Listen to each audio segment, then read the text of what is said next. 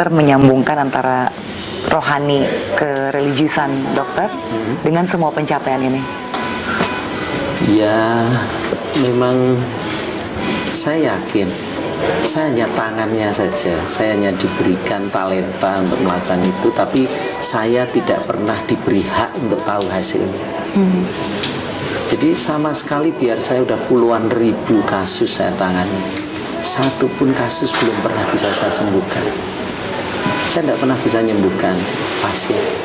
Kalau pasien yang dilihat kayak tadi, tiba-tiba dari matanya bermasalah, tiba-tiba bisa melihat, dari dia menutup matanya bisa membuka, memangnya saya ngerjakan? Tidak, saya mengerjakan sesuai keilmuan saya yang diberikan yang kuasa.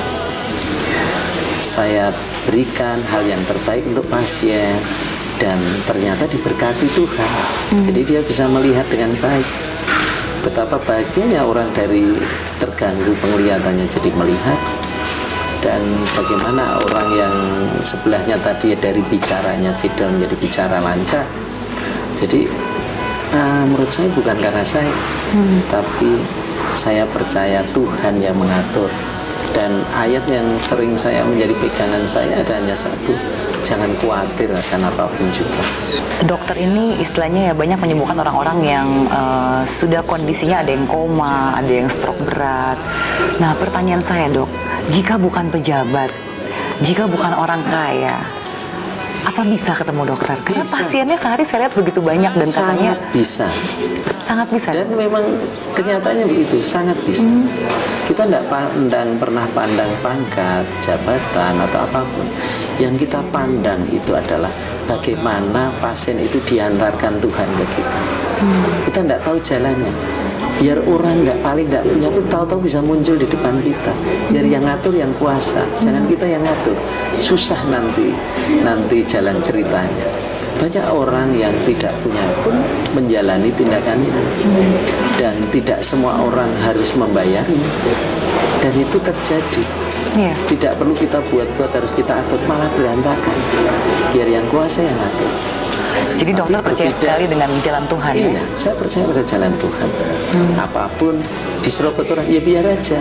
Ternyata dia akan lebih baik hasilnya setelah dia ditunda. Dan itu banyak terjadi. Dan kita tidak perlu memaksakan, apalagi menyangkut kesehatan dan nyawa orang. Kita percayakan saja. Nanti ada orang yang ngatur, nanti ada orang yang akan mengurusnya. Kalau tidak, saya bisa menjadi manajemen tukang cukur.